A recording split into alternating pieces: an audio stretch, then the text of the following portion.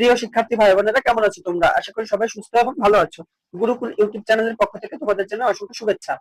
আজ আমরা এমপি3 বাংলাদেশ বিষয়ে বলি 8ম নাম্বার ক্লাস করব। 8ম নাম্বার ক্লাসে আমরা সীমানা ও ছিটমহল থেকে যে সকল প্রশ্নগুলো চাকরির পরীক্ষায় বারবার আসে সেই প্রশ্নগুলো আমরা সমাধান করব। এই প্রশ্নগুলো কিন্তু তোমাদের চাকরি পরীক্ষা এবং বিশ্ববিদ্যালয় ভর্তি পরীক্ষার ক্ষেত্রে খুব জরুরি। তাহলে আজ আমরা 8ম নাম্বার ক্লাসে সীমানা এবং ছিটমহল সম্পর্কিত যে সকল তথ্যগুলো চাকরি পরীক্ষা এবং অন্যান্য প্রতিযোগিতামূলক পরীক্ষায় গুরুত্বপূর্ণ সেগুলো নিয়ে আলোচনা করি। ভিডিওটা শুরু করার আগে তোমাদের কাছে একটা অনুরোধ, যারা এখনো সাবস্ক্রাইব করোনি তারা চ্যানেলটি সাবস্ক্রাইব করে বেল বাটনটা অন করে দিও, এবং যারা সাবস্ক্রাইব করেছো তাদেরকে অসংখ্য ধন্যবাদ। তাহলে চলো আজকের ক্লাসটা আমরা শুরু করি। বাংলাদেশের উত্তরে ভারতের যেসব প্রদেশ অবস্থিত: পশ্চিমবঙ্গ, আসাম ও মেঘালয়। তাহলে বাংলাদেশের উত্তরে ভারতের যে সকল প্রদেশ অবস্থিত সেগুলো হচ্ছে পশ্চিমবঙ্গ, আসাম ও মেঘালয়। বাংলাদেশের পূর্বে ভারতের যেসব প্রদেশ অবস্থিত সেগুলো হলো আসাম, ত্রিপুরা ও মিজোরাম। আসাম, ত্রিপুরা ও মিজোরাম। বাংলাদেশের পূর্বের সীমানা আসাম, ত্রিপুরা, মিজোরাম ও মিয়ানমার। তাহলে বাংলাদেশের পূর্বের সীমানা হচ্ছে আসাম, ত্রিপুরা, মিজোরাম ও মিয়ানমার। এরপরে কি আছে? বাংলাদেশের পশ্চিমে ভারতের যে প্রদেশ অবস্থিত সেটা হচ্ছে পশ্চিমবঙ্গ। বাংলাদেশের পশ্চিমে ভারতের যে প্রদেশ অবস্থিত সেটা হচ্ছে পশ্চিমবঙ্গ। বাংলাদেশের দক্ষিণে ভারতের আন্দামান নিকোবর দ্বীপপুঞ্জ প্রদেশ রয়েছে। বাংলাদেশের সাথে ভারতের 5টি রাজ্যের সীমানা রয়েছে। তাহলে বাংলাদেশের সাথে ভারতের 5টি রাজ্যের সীমানা রয়েছে। কি কি? পশ্চিমবঙ্গ, আসাম, মেঘালয়, ত্রিপুরা ও মিজোরাম। তাহলে বাংলাদেশের সাথে ভারতের 5টি রাজ্যের সীমানা রয়েছে, যেগুলো হচ্ছে পশ্চিমবঙ্গ, আসাম, মেঘালয়, ত্রিপুরা ও মিজোরাম। বাংলাদেশ ভারত সীমান্ত চুক্তি স্বাক্ষরিত হয় 16 মে 1974 সালে। তাহলে বাংলাদেশ ভারত সীমান্ত চুক্তি স্বাক্ষরিত হয় 16 মে 1974 সালে। বাংলাদেশ ভারত সীমান্ত চুক্তিতে স্বাক্ষর করেন বঙ্গবন্ধু শেখ মুজিবুর রহমান ও ইন্দিরা গান্ধী। তাহলে বাংলাদেশ ভারত সীমান্ত চুক্তিতে স্বাক্ষর করেন বঙ্গবন্ধু শেখ মুজিবুর রহমান ও ইন্দিরা গান্ধী। এরপরে সীমান্ত চুক্তিতে যা উল্লেখ ছিল, বাংলাদেশ ভারতকে বেরু বাড়ি সীমান্ত হস্তান্তর করবে এবং বিনিময়ে বাংলাদেশ পাবে 3 বিঘা করিডোর। সীমান্ত চুক্তিতে যা উল্লেখ ছিল সেটা হচ্ছে বাংলাদেশ ভারতকে বেরু বাড়ি হস্তান্তর করবে এবং বিনিময়ে বাংলাদেশ পাবে 3 বিঘা করিডোর। বাংলাদেশ ভারতের অমীমাংসিত সীমান্ত হচ্ছে 6.5 কিলোমিটার। তাহলে অমীমাংসিত সীমান্ত 6.5 কিলোমিটার। বাংলাদেশের মোট সীমান্ত দৈর্ঘ্য 4719 কিলোমিটার। উৎস হচ্ছে মাধ্যমিক ভূগোল বই। মাধ্যমিক ভূগোল বই থেকে কিন্তু এই তথ্যটা নেওয়া হয়েছে। বাংলাদেশের সাথে ভারতের সীমান্ত দৈর্ঘ্য 3715 কিলোমিটার। 3715 কিলোমিটার। এটাও কিন্তু মাধ্যমিক ভূগোল বই থেকে তথ্যটা নেওয়া হয়েছে। তাহলে বাংলাদেশের সাথে ভারতের সীমান্ত দৈর্ঘ্য 3715 কিলোমিটার, আর বাংলাদেশের মোট সীমান্ত দৈর্ঘ্য হচ্ছে 4719 কিলোমিটার। এই তথ্য দুইটা কিন্তু খুবই গুরুত্বপূর্ণ। বাংলাদেশের মোট সীমান্ত দৈর্ঘ্য হচ্ছে 5138 কিলোমিটার এবং ভারতের সাথে মোট সীমান্ত দৈর্ঘ্য হচ্ছে 4114 কিলোমিটার। উচ্চ ভূমি মন্ত্রণালয় রিপোর্ট। তাহলে বাংলাদেশের মোট সীমান্ত দৈর্ঘ্য 5138 কিলোমিটার, ভারতের সাথে মোট সীমান্ত দৈর্ঘ্য হচ্ছে 4144 কিলোমিটার। এটা হচ্ছে ভূমি মন্ত্রণালয়ের রিপোর্ট অনুযায়ী। বাংলাদেশের মোট স্থল সীমা 4427 কিলোমিটার। 4427 কিলোমিটার। তাহলে বাংলাদেশের মোট স্থল সীমা হচ্ছে 4427 কিলোমিটার। বাংলাদেশের সাথে মিয়ানমারের সীমান্ত দৈর্ঘ্য 283 কিলোমিটার বা 176 মাইল। কিলোমিটারে যদি আমাদের আসে সেক্ষেত্রে আমাদের উত্তর হবে 283 কিলোমিটার, আর যদি মাইলে থাকে সেক্ষেত্রে আমাদের উত্তর হবে 176 মাইল। এর পরবর্তী প্রশ্নটা একটু বিভ্রান্তিকর প্রশ্ন। দেখো, বাংলাদেশের সমুদ্র উপকূলের দৈর্ঘ্য 711 কিলোমিটার অথবা 716 কিলোমিটার অথবা 724 কিলোমিটার। এই তিনটা যেটা থাকবে সেটাই সঠিক উত্তর। এই তিনটা থেকে অবশ্যই একটা থাকবে, অন্য দুইটা থাকবে না। এই তথ্যটা নিয়ে একটু মতামতের বিভেদ আছে, এজন্য এই তিনটা যে কোনো একটা থাকবে, সেক্ষেত্রে আমাদের সেই উত্তরটা সঠিক হবে। তিনটির মধ্যে যেটি অপশনে থাকবে সেটি হবে উত্তর।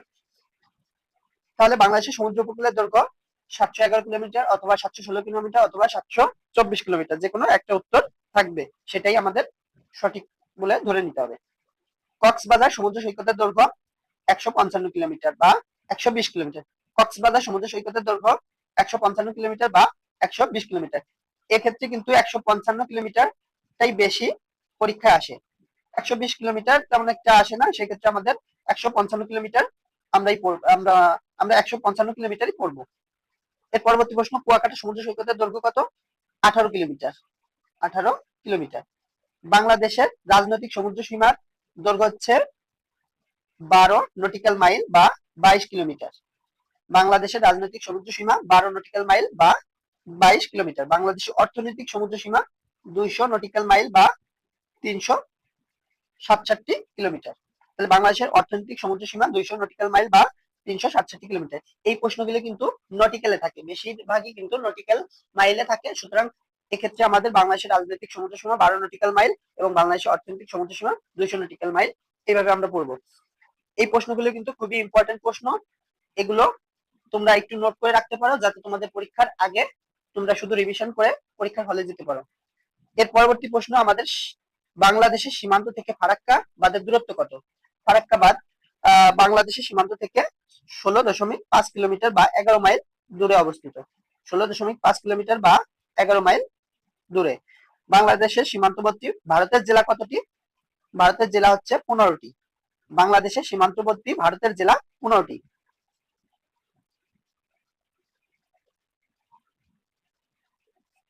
পরবর্তী প্রশ্ন, বাংলাদেশের সাথে দুটি দেশের সীমান্ত রয়েছে, একটা হচ্ছে ভারত আর একটা হচ্ছে মিয়ানমার। তাহলে বাংলাদেশের সাথে দুইটি দেশের সীমানা রয়েছে, যেটা হচ্ছে ভারত আর হচ্ছে মিয়ানমার। বাংলাদেশের মোট সীমান্তবর্তী জেলা 32টি। কতটি? 32টি। আর ভারতের জেলা কিন্তু 15টি, এটা মনে রাখতে হবে। বাংলাদেশের সীমান্তবর্তী ভারতের জেলা 15টি, কিন্তু বাংলাদেশের জেলা আছে কিন্তু সীমান্তবর্তী 32টি। ভারতের সাথে বাংলাদেশের সীমান্তবর্তী জেলা হচ্ছে 30টি। ভারতের সাথে বাংলাদেশের সীমান্তবর্তী জেলা 30টি। মিয়ানমারের সাথে বাংলাদেশের জেলা আছে হচ্ছে 3টি জেলা। এক্ষেত্রে তোমাদের প্রশ্ন আসতে পারে, ভারতের সাথে সীমান্তবর্তী জেলা 30টি এবং মিয়ানমারের সাথে 3টি, তাহলে আমরা তো পেলাম যে বাংলাদেশের মোট সীমান্তবর্তী জেলা আছে 32টি, এখানে তো 33টি হয়ে যাচ্ছে। কিন্তু না, একটা জেলার সাথে ভারতের সম্পর্ক সীমানা আছে এবং মিয়ানমারেরও কিন্তু সীমানা আছে, সেই জেলাটা হচ্ছে রাঙ্গামাটি জেলা। এই জন্য কিন্তু ওইখানে 30টি এবং এখানে 3টি। আর একটা জেলা মাত্র, সেটা হচ্ছে দুইটার ভিতরেই আছে, এজন্য দুইটার ভিতরেই কিন্তু কাউন্ট হয়েছে, এজন্য 33টি মনে হচ্ছে। মিয়ানমারের সাথে বাংলাদেশের 3টি জেলা সীমানা রয়েছে, যে জেলাগুলো হচ্ছে রাঙ্গামাটি, বান্দরবান আর হচ্ছে কক্সবাজার। রাঙ্গামাটি জেলার সাথে ভারত ও মিয়ানমারের সীমান্ত সংযোগ রয়েছে। তাহলে এই যে একটা জেলা রাঙ্গামাটি, এই জেলাটার সাথে ভারত ও মিয়ানমারের সীমানা রয়েছে। প্রশ্নটা খুবই গুরুত্বপূর্ণ প্রশ্ন। এরপর আছে সীমান্তবর্তী বান্দরবান ও কক্সবাজার জেলার সাথে ভারতের কোনো সংযোগ নেই। সীমান্তবর্তী বান্দরবান আর কক্সবাজার জেলার সাথে ভারতের কোনো সংযোগ নেই। প্রশ্নটা গুরুত্বপূর্ণ প্রশ্ন।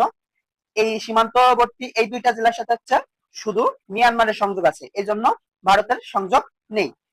আর একটা জেলার সাথে মিয়ানমার আর ভারতের সংযোগ আছে, সেটা হচ্ছে রাঙ্গামাটি জেলা, আমরা একটু আগেই তো সেটা জানলাম। এর পরবর্তী প্রশ্ন, বরিশাল বিভাগের সাথে ভারতের কোনো সীমান্ত সংযোগ নেই। বরিশাল বিভাগ, এই বিভাগের সাথে কোনো সীমান্ত সংযোগ নেই ভারতের। চট্টগ্রাম বিভাগের সাথে মিয়ানমারের সীমান্ত সংযোগ রয়েছে। চট্টগ্রাম বিভাগের সাথে মিয়ানমারের সীমান্ত সংযোগ রয়েছে। যেসব বিভাগের সাথে মিয়ানমারের কোনো সীমান্ত সংযোগ নেই সেগুলো হচ্ছে ঢাকা, রাজশাহী, খুলনা, বরিশাল, সিলেট ও রংপুর বিভাগের সাথে। এগুলো এটা তেমন একটা ইম্পর্টেন্ট না, এজন্য ইম্পর্টেন্ট গুলো কিন্তু তোমাদের মার্ক করে দিছি, তোমরা এগুলো একটু নোট করে ফেলবে যাতে তোমাদের পরবর্তীতে খুঁজে পেতে সুবিধা হয়। পরবর্তীতে আমাদের ছিটমহল ও সীমান্তবর্তী স্থান। ভারতের অভ্যন্তরে বাংলাদেশের 51টি ছিটমহল আছে। এখানে আছে বলতে ছিল, এখন কিন্তু ছিটমহল গুলো যখন বিনিময় হয়ে গেছে তখন তো আর নেই, এগুলো ছিটমহল ছিল। ভারতের অভ্যন্তরে বাংলাদেশের ছিটমহল ছিল 51টি। কতটি? 51টি। বাংলাদেশের অভ্যন্তরে ভারতের ছিটমহল ছিল 111টি। তাহলে কতটি? ভারতের অভ্যন্তরে বাংলাদেশের ছিটমহল ছিল 51টি এবং বাংলাদেশের অভ্যন্তরে ছিল হচ্ছে 111টি। ভারতের অধিকাংশ ছিটমহল বাংলাদেশের লালমনিরহাট জেলায় ছিল। ভারতের অধিকাংশ ছিটমহল বাংলাদেশের লালমনিরহাট জেলায়। কোন জেলায়? লালমনিরহাট জেলায় ছিল। 59টি ছিটমহল ছিল। তাহলে ভারতের 59টি ছিটমহল বাংলাদেশের লালমনিরহাট জেলায় ছিল। বাংলাদেশের সবচেয়ে ছিটমহল বেশি ছিটমহল ভারতের পশ্চিমবঙ্গের কুচবিহার জেলার অন্তর্গত। তাহলে বাংলাদেশের সবগুলো ছিটমহলই ভারতের পশ্চিমবঙ্গের কুচবিহার জেলার অন্তর্গত।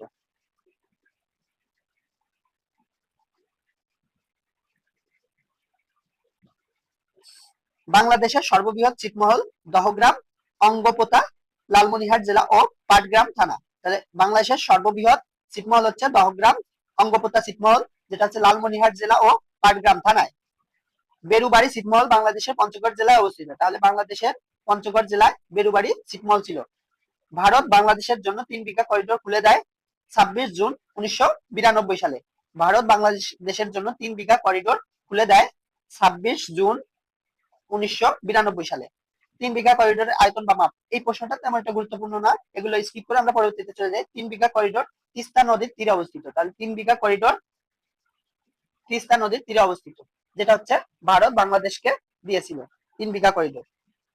পাদুয়া নামক স্থানটির আয়তন 237 একর। পাদুয়া নামক স্থানটির আয়তন 237 একর। ভারত 1971 সালে পাদুয়া নামক স্থানটি দখল করে নেয়। ভারত 1971 সালে পাদুয়া নামক স্থানটি দখল করে নেয়। বাংলাদেশের সীমান্তবর্তী ভারতের 10টি জেলা রয়েছে। এটা হবে না, এটা হচ্ছে 15টি হবে, 10টি হবে না, 15টি হবে। ভারতের দখলকৃত পাদুয়া নামক স্থানটি বাংলাদেশের সিলেট জেলার সীমান্তে অবস্থিত। তাহলে ভারতের দখলকৃত পাদুয়া নামক যে স্থানটি, ওইটা হচ্ছে বাংলাদেশের সিলেট জেলায় সীমান্তে অবস্থিত, সিলেট জেলার সীমান্তে অবস্থিত। মশালডাঙ্গা ছিটমহলটি কুড়িগ্রাম জেলায় অবস্থিত। মশালডাঙ্গা ছিটমহলটি কুড়িগ্রাম জেলায় অবস্থিত।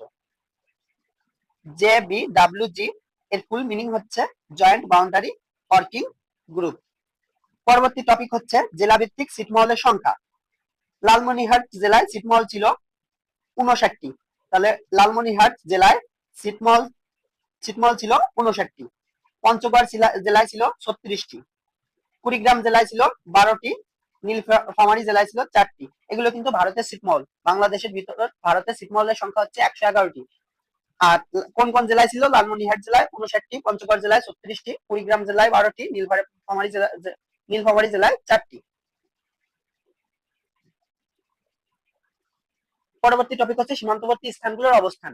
এখন আমরা কয়েকটা জেলা আছে যেগুলো সীমান্তবর্তী স্থান আছে, এগুলো আমাদের পড়তে হবে, কিন্তু আমরা সবগুলো পড়বো না। আমরা শুধু কুড়িগ্রাম, সিলেট, লালমনিরহাট, মৌলভীবাজার, পঞ্চগড় এবং কুষ্টিয়া জেলা থেকে কয়েকটা সীমান্তবর্তী স্থান আমাদের পড়তে হবে, যেগুলো হচ্ছে আমাদের চাকরি পরীক্ষায় বারবার আসে। আমরা কমন গুলোই পড়বো। কুড়িগ্রাম জেলার সীমান্তবর্তী স্থান কলাবাড়ি। কলাবাড়ি, এই তথ্যটা কিন্তু পরীক্ষায় বারবার আসে। এরপর আছে সিলেট জেলার সীমান্তবর্তী স্থান হচ্ছে জকিগঞ্জ। জকিগঞ্জ, জৈন্তাপুর, জৈন্তাপুর, পাদুয়া, তামাবিল, এটাও কিন্তু ইম্পর্টেন্ট। এর পরবর্তীতে আছে লালমনিরহাট জেলা। লালমনিরহাট জেলা হচ্ছে ইম্পর্টেন্ট সীমান্তবর্তী স্থান হচ্ছে দহগ্রাম। দহগ্রাম, এই একটা আছে। এর পরবর্তীতে মৌলভীবাজার জেলায়, মৌলভীবাজার জেলায় হচ্ছে বড়লেখা। বড়লেখা, এটা ইম্পর্টেন্ট। এরপর আছে পঞ্চগড় জেলা। পঞ্চগড় জেলা আছে বেরুবাড়ি সীমান্ত এলাকা, এটাও ইম্পর্টেন্ট। কুষ্টিয়া হচ্ছে ভেড়ামারা। এই কয়েকটা তথ্য কিন্তু আমাদের এই কয়েকটা সীমান্তবর্তী স্থান পড়লে কিন্তু আমাদের পরীক্ষায় কমন পড়ে যাবে, আশা করা যায়। তাহলে এই ছিল আজকে আমাদের এমপি3 বাংলাদেশ বিষয়গুলি 8ম নম্বর ক্লাস। আজ আমরা 8ম নম্বর ক্লাসে বাংলাদেশের ছিটমহল এবং সীমান্তবর্তী যে সকল স্থান, সে সকল স্থান সম্পর্কে জানলাম, যেগুলো চাকরি পরীক্ষা এবং বিশ্ববিদ্যালয়ে ভর্তি পরীক্ষার ক্ষেত্রে বারবার পরীক্ষায় আসে। সুতরাং এই প্রশ্নগুলো আমাদের জেনে রাখলে চাকরি পরীক্ষা এবং যে কোনো প্রতিযোগিতামূলক পরীক্ষায় আমাদের কমন পড়বে। তাহলে ক্লাসটা তোমাদের কাছে কেমন লাগছে তা তোমরা কমেন্টে জানাতে পারো। যদি ভালো লাগে একটা লাইক দিতে পারো এবং সাবস্ক্রাইব করে রাখতে পারো, যাতে পরবর্তী ক্লাসগুলো তোমাদের মিস না যায়। তাহলে আজকে এ পর্যন্তই। পরবর্তী ক্লাস দেখার আমন্ত্রণ জানিয়ে তোমাদের কাছ থেকে বিদায় নিচ্ছি। ধন্যবাদ সবাইকে।